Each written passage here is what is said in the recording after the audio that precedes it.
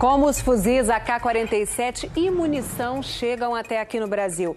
Olha, existem várias rotas. Boa parte sai da China e do leste europeu e entra de forma legal nos Estados Unidos.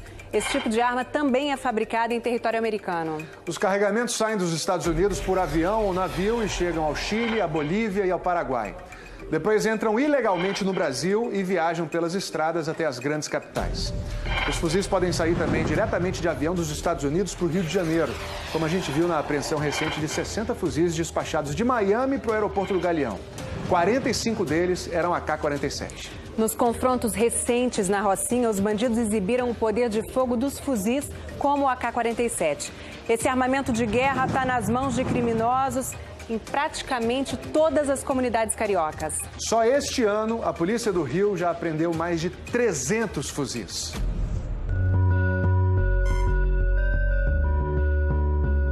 Rocinha, 1989.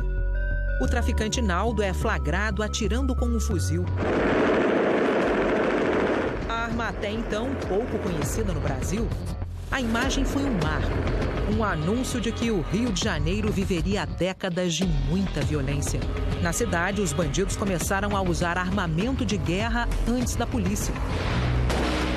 O Rio é a única cidade no Brasil e uma das poucas cidades no mundo onde há uma presença massiva e universalizada de armas longas de guerra dentro de áreas urbanas. A arma mais vendida no mundo é a preferida dos traficantes cariocas, o fuzil AK-47. Criminosos preferem esse tipo de arma, inclusive pelo fato de depender de menos manutenção.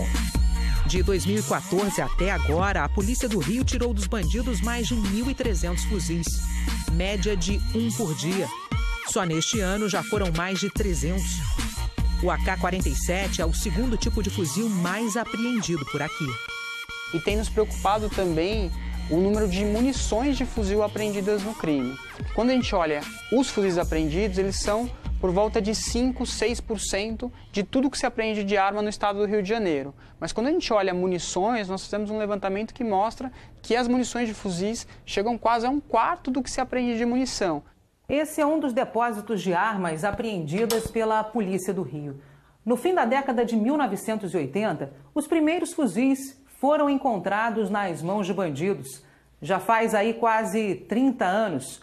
Hoje, os investigadores dizem que os traficantes daqui têm mais fuzis do que todas as forças de segurança do estado.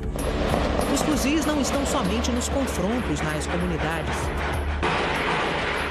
Até em assaltos a padarias e barraquinhas de cachorro-quente eles têm sido usados. Os traficantes investem pesado. Na fábrica, um AK custa em torno de R$2.000. No mercado clandestino, a arma sai entre 50 e 70 mil reais. A Secretaria de Segurança do Estado não fala sobre a quantidade de fuzis que está nas favelas. Afirma que são informações sigilosas.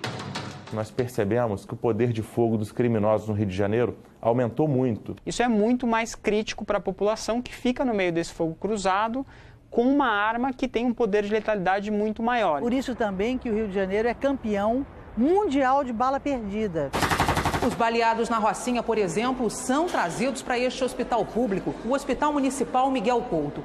Este aqui é o setor da ortopedia. E bem aqui, a gente pode ver algumas radiografias de feridos nos últimos confrontos. 2 pessoas foram atingidas por tiros de fuzil.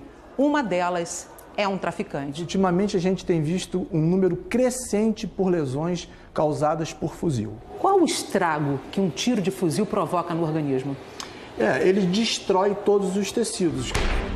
Quando entra no corpo, a bala de fuzil produz uma onda de choque. E o impacto destrói estruturas importantes como músculos, veias, artérias e ossos. A grande maioria que é baleada, ela não chega com vida ao hospital, não é isso? Exatamente, porque se elas são atingidas em áreas vitais, não dá tempo. O estrago, a destruição é muito grande e não dá tempo.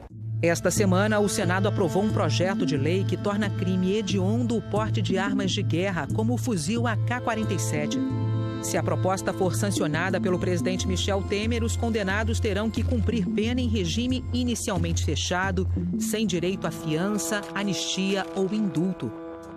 E a progressão de regime será mais lenta. Eu não acredito que legislação seja capaz de nos tirar dessa crise. Os fuzis têm que ser combatidos antes de chegarem às comunidades cariocas. A gente defende um investimento maciço na polícia de investigação, tanto na Polícia Civil quanto na Polícia Federal, para a gente atuar com inteligência contra essas organizações criminosas. Então a gente precisa ter um rastreamento sistemático dessas armas apreendidas para saber exatamente de onde elas estão saindo, qual o caminho que elas percorrem e quem está envolvido nesse esquema. Porque só com isso, de fato, você consegue diminuir bastante o poder de fogo no Rio de Janeiro.